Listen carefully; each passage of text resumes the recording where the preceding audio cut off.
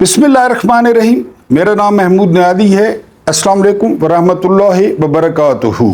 एक नए वीलॉग के साथ और आज हम डिस्कस करेंगे कि जो अदल है वो भी मोमिन की मीरास है, और ये भी डिस्कस करेंगे कि आया हमने दुनिया को तलवार के ज़ोर पे फतह किया था या अदल की वजह से। ये क्या स्टोरी है, एंड पे आपके सामने रखूंगा। और इलेक्शन कमीशन ने सरेंडर किया है, बज़ाहिर तो सरेंडर लग रहा है, इस पे बात करेंगे। फिर आपसे सवाल पूछना ये है कि 61 लाख 61 लाख वोट ज़्यादा होते हैं या 1 करोड़ और 29 लाख वोट ज़्यादा होते हैं, ये भी आपसे पूछना है। और हमें बचा लो, यहीं से हम शुरू करेंगे कि ये क्या माजरा है। हमें बचा लो, अजीब डर है वो आ रहा है, हमें बचा लो। अजीब डर है वो आ रहा है, हमें बचा लो। कि मुस्तकिल जीते जा रहा है, हमें बचा लो। पड़ी मुसीबत जो हम पे भागे हमेशा बाहर, पड़ी मुसीबत जो हम पे भागे हमेशा बाहर, मगर वो बाहर न जा रहा है, हमें बचा लो। हमें जो डर हो चलाएं डंडे उठाएं बंदे, हमें जो डर हो चलाएं डंडे उठाएं बंदे, मगर वो डंबल उठा रहा है, हमें बचा लो। गलीज घटिया गटर मुकदमों का जाल फेंका, गलीज घटिया गटर मुकदमों का जाल फेंका। अजीब है मुस्कुरा रहा है, हमें बचा लो। अदालतों में लड़ाई इंसाफ की चली है, अदालतों में लड़ाई इंसाफ की चली है। वो जेल से भी हरा रहा है, हमें बचा लो। गजब की गर्मी उम्र 71 बगैर एसी, गजब की गर्मी उम्र 71 बगैर एसी। वो देसी मुर्गे भी खा रहा है, हमें बचा लो। ये जो 2 नंबर हुकूमतें होती हैं, ये जो झूठ होता है, ये जो फॉर्म 47 होता है, तो उसका अंजाम यही होता है कि हमें बचा लो। इस तरह जो है ना वो हुकूमतें नहीं चला करती जिसके पीछे अवाम ना हो। अब मैंने आपसे सवाल पूछा था कि 81 लाख वोट ज्यादा होते हैं या 1 करोड़ और 29 लाख, तो आपका जवाब होगा 1 करोड़ 29 लाख। ये क्या स्टोरी है? 1 करोड़ और 29 लाख वोट लिए थे शेख मुजीबुर रहमान की अवामी लीग ने, और 61 लाख वोट लिए थे टोटल भुट्टो की पीपल्स पार्टी ने। अब बताएं कि इसमें कौन सा अलजबरा है कि हुकूमत किसको दी जानी चाहिए थी। यानी वो 2 महीने हुकूमत करता, 4 महीने हुकूमत करता, 6 महीने हुकूमत करता, साल हुकूमत करता, मुल्क तो न टूटता।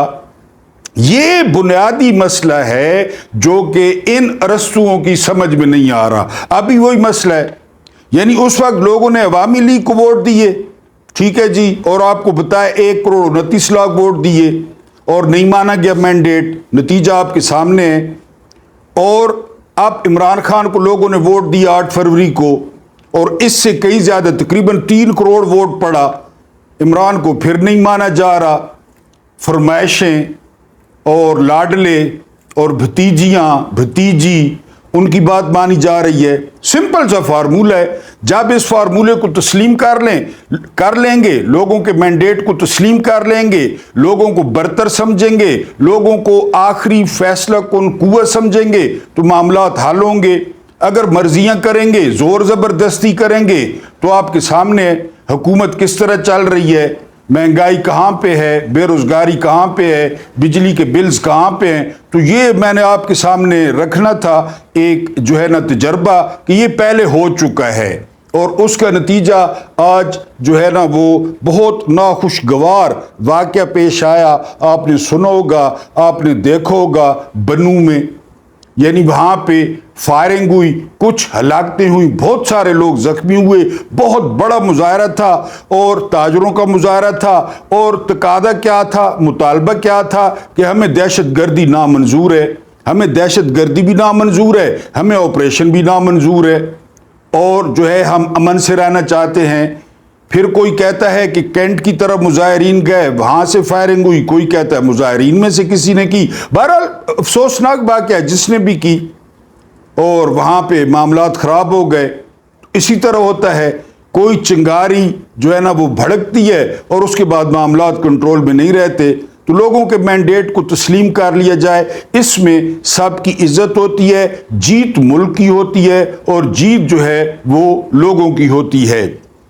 آج اجلاس ہوا ہے الیکشن کمیشن کا, اور الیکشن کمیشن نے بظاہر اعلان کر دیا ہے کہ وہ سپریم کورٹ کے فیصلے پر عمل کریں گے. میں نے پہلے بھی وی لاگ میں کہا تھا کہ الیکشن کمیشن کے پاس دوسرا کوئی راستہ نہیں ہے سوائے سپریم کورٹ کے جو ہے وہ حکم پر عمل کرنے کا, کیونکہ جو حکم آیا ہے نا مخصوص نشستوں میں, ان فیصلہ دینے والے ججوں میں فیوچر کے 5 چیف جسٹس بیٹھے تھے. 5 چیف جسٹس, آپ اندازہ کریں, یعنی اس میں منصور علی شاہ بیٹھے تھے, انہوں نے چیف جسٹس بننا ہے.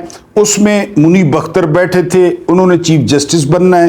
ان میں یایا آفریدی بیٹھے تھے, انہوں نے چیف جسٹس بننا ہے. ان میں عائشہ ملک بیٹھی تھیں, انہوں نے چیف جسٹس بننا ہے. اس میں رضوی صاحب بیٹھے تھے, انہوں نے چیف جسٹس بننا ہے. اب اندازہ کریں 5 چیف جسٹس فیوچر کے, انہوں نے فیصلہ دیا. تو الیکشن کمیشن کے پاس کیا راستہ تھا؟ میں نے کل بھی ان کو چیلنج کیا تھا کہ آپ نہ عمل کریں, ذرا مخصوص نشستوں پہ آپ نہ دیں پی ٹی آئی کو, آپ کو لگ سمجھ جائے گی. ظاہر ہے جب عدالتیں آئین اور قانون کے ساتھ کھڑی ہو جائیں تو پھر کیا باقی بچتا ہے؟ یہ حکومت کو کیا تکلیف ہو رہی ہے کہ جو جج ہیں وہ میرٹ پہ فیصلے کیوں کر رہے ہیں؟ جج آئین کے مطابق کیوں فیصلہ کر رہے ہیں؟ جج قانون کے مطابق کیوں فیصلہ کر رہے ہیں؟ ہمارا فون کیوں نہیں سن رہے؟ ہماری بات کیوں نہیں سن رہے؟ ہمارے حق میں فیصلہ کیوں نہیں دے رہے آئین اور قانون سے ہٹ کے؟ اور اب تو وہ چیف منسٹر کھلی دھمکیاں دے رہی ہے ججوں کو کہ آپ کی ضمیر بکے ہوئے ہیں, اور آپ یہ پرانا طریقہ کب نہیں کیا انہوں نے, کب نہیں کیا؟ جب زمین گرم ہو, ان کے پیروں کے نیچے زمین گرم ہو تو یہ اپنے بچے کھانا شروع کر دیتے ہیں. یعنی ان کو اب نظر آ گیا ہے کہ مینڈیٹ واپس ہوگا, ہم نے جانا, جی کا جانا ٹھہر گیا ہے, بے فکر ہے, انہوں نے جانا ہے. انہوں نے قاضی فائد عیسیٰ نے بھی ردی کی ٹوکری میں جانا ہے, اور انہوں نے بھی جانا ہے. جنہوں نے ڈاکہ مارا, پہلے دھاندلی ہوتی تھی, 10-15 سیٹیں اوپر نیچے ہر الیکشن میں ہو جاتی تھی. یہ بھی ہوتا تھا کہ الیکشن کے بعد بندے شندے توڑ لیے, وزیر اعلیٰ بن گیا, وزیر اعظم بن گیا. یہ چلتا پاکستان میں چلتا رہتا ہے. یہ کوئی دھاندلی تھی؟ یہ تو واردات تھی, یہ تو ڈاکہ تھا, یہ تو آرٹیکل 6 تھا جو انہوں نے کیا ہے. یہ کوئی دھاندلی تھی؟ یہ چیف منسٹر ہے, خود ہاری ہوئی, یعنی خود ہاری ہوئی, مہر شرافت سے خود ہاری ہوئی, اور وہ چیف منسٹر بنی پھرتی ہے, اور چیف مارشل لا ایڈمنسٹریٹر بنی پھرتی ہے انکلوں کے سر پہ. پنجاب کی خود ہاری ہے مہر شرافت سے. تو بہرحال یہ مینڈیٹ واپس ہونے جا رہا ہے. یہ انشاءاللہ اپنے وزن سے گریں گے, کیونکہ ان کو عوام کی تائید حاصل نہیں ہے. پہلے مثال بھی دے چکا ہوں کہ جو ہے وہ مشرقی پاکستان کا المیہ کس طرح ہوا. اس کے علاوہ ایک اور خبر ہے کہ 2 ایڈ ہاک جج وہ قاضی فائد عیسیٰ نے لگا دیے ہیں, سردار طارق مسعود صاحب, اور ایک اور ہیں کوئی میاں خیل صاحب ہیں, وہ بھی ان کے لائک مائنڈڈ ہیں, نون لیگ کے بڑے پسندیدہ ہیں. لیکن یہ ججز کچھ بھی نہیں کر سکتے, قاضی فائد عیسیٰ کی کوئی مدد نہیں کر سکتے, کیونکہ زیادہ تر جو ججز ہیں وہ آئین کے ساتھ کھڑے ہیں, وہ قانون کے ساتھ کھڑے ہیں. قاضی فائد عیسیٰ نے جو کرنا ہے وہ کر لیں, اس کے علاوہ انہوں نے اب تاریخ کے کوڑے دان میں جانا ہی جانا ہے. اب میں آپ کو بتاتا ہوں کہ جو عدل ہے نا وہ مومن کی کیوں میراث ہے. عدل والے کہاں پہ پہنچ گئے, اور ہمارے جیسے جو ملک تھے یہ ساری, یعنی یہ جو کچھ میں نے پہلے بولا ہے نا اس کا خلاصہ یہ ہے. جی یہ ایک گہرا فلسفہ ہے. اس کے لیے ہم اس کرد زادے کی زندگی میں جھانکنا پڑے گا ہمیں جسے تاریخ نے سلطان صلاح الدین ایوبی کا نام دیا تھا. سلطان صلاح الدین ایوبی بیسیکلی کرد تھے, عرب نہیں تھے. یہ کرد نسل سے تعلق رکھتے تھے، یہ عراق کے شہر تکریت میں پیدا ہوئے تھے اور جوانی میں مصر اور شام کے حکمران بن گئے تھے۔ انہوں نے پوری زندگی صلیبی جنگیں لڑی اور ان جنگوں میں عیسائیوں کو عبرتناک شکستیں دیں۔ سلطان صلاح الدین ایوبی نے فلسطین فتح کر کے 90 برس بعد قبلہ اول عیسائیوں اور یہودیوں سے واپس لیا۔ سلطان صلاح الدین ایوبی شاندار ایڈمنسٹریٹر اور عادل حکمران تھے۔ انہوں نے اپنے دور میں یہودیوں اور عیسائیوں کو بے شمار مراد دیں، جن کے باعث یہ لوگ ان کے گرویدہ بن گئے۔ وہ درویش صفت انسان اور کھلے ہاتھ اور کھلے دل کے حکمران تھے۔ آپ ان کی سادگی اور درویشی کا اندازہ صرف اس بات سے لگا لیجئے کہ 55 سال کی عمر میں جب ان کا انتقال ہوا تو وہ صرف 47 درہم کے مالک تھے۔ ٹوٹل ان کی جائیداد 47 درہم تھی۔ کوئی سرے محل، مے فیئر یا ایون فیلڈ یا قاضی فائد عیسیٰ کی طرح نہیں، 47 درہم۔ لہذا ان کی تدفین کے لیے تابوت اور کفن دمشق کے قاضی فاضل نے دیا تھا۔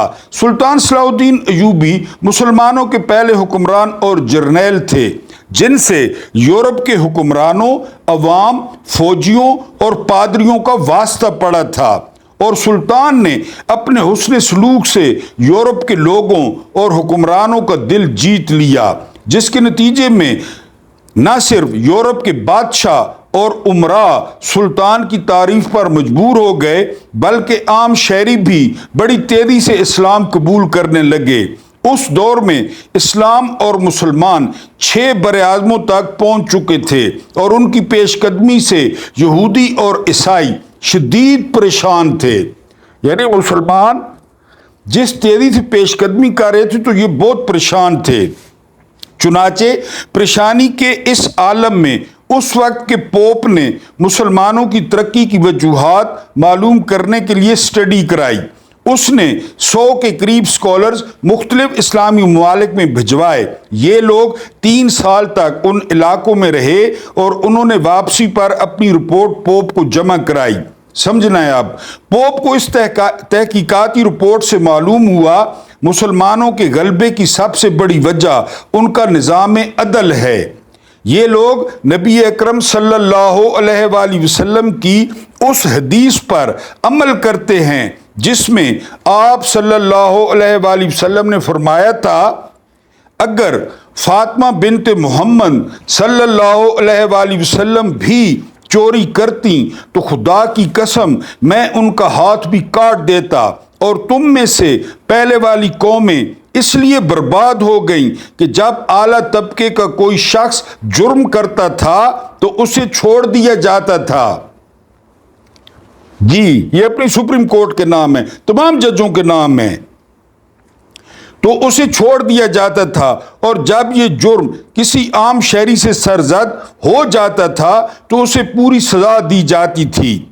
پوپ نے جب یہ مثال پڑھی تو اس نے سر ہلایا اور اعتراف کیا، بے شک ہم ہی وہ قوم ہیں جو بڑے بڑے جرائم پر بڑے لوگوں کو چھوڑ دیتے ہیں اور چھوٹے لوگوں کو ان کے چھوٹے چھوٹے جرموں پر پھانسی چڑھا دیتے ہیں۔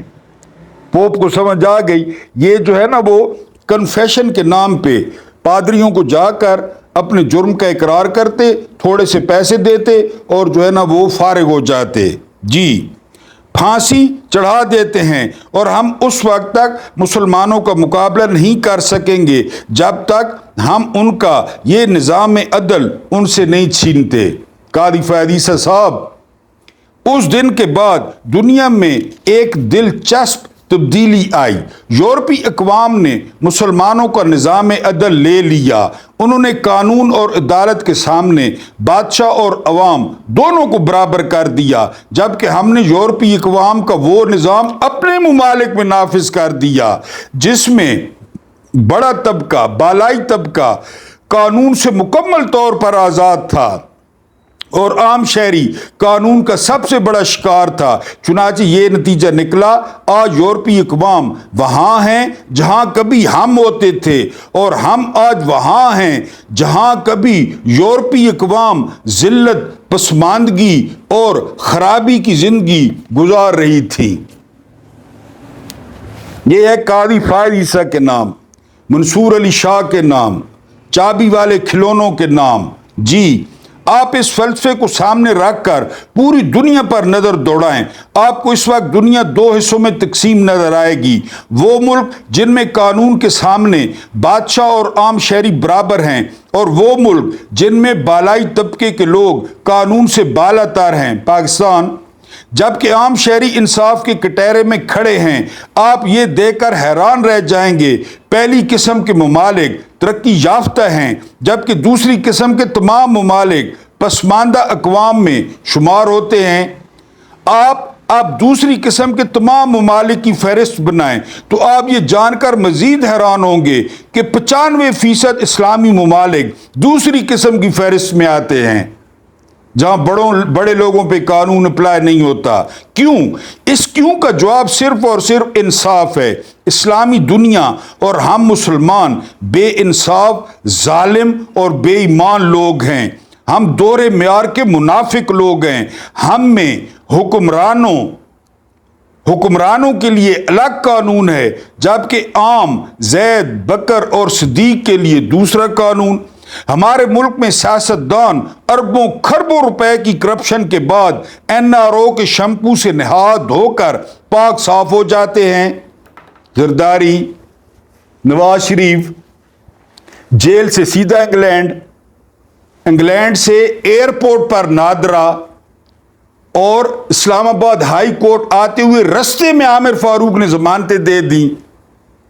یہی ہے نا وہ تھیف منسٹر کیلبری فونٹ والی، وہ وزیر اعلیٰ بنی ہوئی ہے۔ میری پاکستان تو کیا، لندن تو کیا، پاکستان میں بھی جائیداد نہیں ہے۔ یہ بڑے لوگ ہیں نا جی، نہا دھو کر پاک صاف ہو جاتے ہیں، جبکہ تنوروں سے روٹی چرانے، سائیکل کی چین اتارنے اور شک کی بنیاد پر گرفتار ہونے والے سینکڑوں ہزاروں لوگ 5-5 سال جیل میں گزار دیتے ہیں۔ اس ملک میں ہر MNA کے دامن پر کرپشن، لوٹ کھسوٹ اور ظلم کے 100 دھبے ہیں، لیکن قانون اور انصاف کو اس کے دروازے پر دستک تک کی جرت نہیں ہوتی۔ کرے نا جرت جج، تنخواہیں تو مارتے ہیں، ریڑھی والا بھی ٹیکس دیتا ہے اور یہ تنخواہیں لیتے ہیں، جبکہ سینکڑوں لوگ داڑھی رکھنے اور نماز پڑھنے کے جرم میں برسوں سے گھروں سے غائب ہیں۔ کہ یہ نماز پڑھتا ہے 5 ٹائم، اس نے گھنی داڑھی رکھی ہوئی ہے، یہ امامہ باندھتا ہے، پوچھے نا KPK میں، وزیرستان میں، تیرا میں، بلوچستان میں سالوں سے لوگ غائب ہیں۔ کچھ بیچ دیے تھے مشرف نے جی، اور ان لوگوں کے لواحقین کی چیخیں بھی انصاف اور قانون کی دہلیز تک پار نہیں کر پا رہی۔ آپ پاکستان کی 78 سال کی تاریخ اٹھا کر دیکھ لیں، اس ملک میں آج تک کسی سیاستدان کو سزا نہیں ہوئی۔ اگر کوئی سیاستدان جیل بھی گیا تو نہ صرف اس کے سارے مقدمے ختم ہو گئے، ڈاٹ کنیکٹنگ کریں، جس دن شہباز شریف اور حمزہ شہباز پہ فرد جرم عائد ہونی تھی، باجوہ آ گیا، بیٹا وزیر اعلیٰ، باپ وزیر اعظم۔ جس دن ان کو الٹا ٹانگنا تھا، الٹا، اور نیچے سے دھواں دینا تھا، باجوہ آ گیا۔ یہ دیکھ لیں، اگر جیل جاتے بھی ہیں تو سارے مقدمے ختم ہو گئے، بلکہ وہ بعد ازاں صدارت، زرداری، ہیپاٹائٹس C، وزارت عظمیٰ شہباز شریف پالشیا اور وزارت رانا ثناء اللہ کے عہدوں پر بھی متمکن ہوئے۔ اس کے مقابلے میں اس ملک کا جو بھی عام شخص بے گناہی کے جرم میں کسی تھانے، عدالت یا جیل پہنچ گیا، وہ دوبارہ زندگی میں کبھی نارمل نہ ہو سکا۔ یہ ہے ہمارا انصاف کا سسٹم۔ چنانچہ ہم آج جانوروں سے بدترین زندگی بھی گزار رہے ہیں، اور ہمارے ہاتھ اور ہماری جھولیاں بھی غیروں کے سامنے کشکول بنی ہوئی ہیں۔ کشکول، یہ ہے عدل۔ عدل مومن کی میراث ہے۔ اگر یہ جج مومن ہیں تو پھر عدل ان کی میراث ہے. وہ کسی اسٹیبلشمنٹ سے نہ ڈریں, کسی جرنیل سے نہ ڈریں, کسی ایمرجنسی سے نہ ڈریں, کسی مارشل لاء سے نہ ڈریں, کسی چیف منسٹر سے نہ ڈریں, نہ پی ٹی آئی کو سپورٹ کریں, نہ نون لیگ کو سپورٹ کریں. آسمان گرتا ہے گر پڑے, زمین پھٹتی ہے پھٹ جائے, لیکن آئین, قانون اور انصاف کے ساتھ فیصلہ کریں. اللہ پاک آپ لوگوں کو آسانیاں عطا فرمائے, آسانیاں بانٹنے کی توفیق عطا فرمائے. اللہ پاک آپ لوگوں کی روزیوں اور رزقوں میں وسعت دے. مجھے برداشت کرنے کا بہت بہت شکریہ.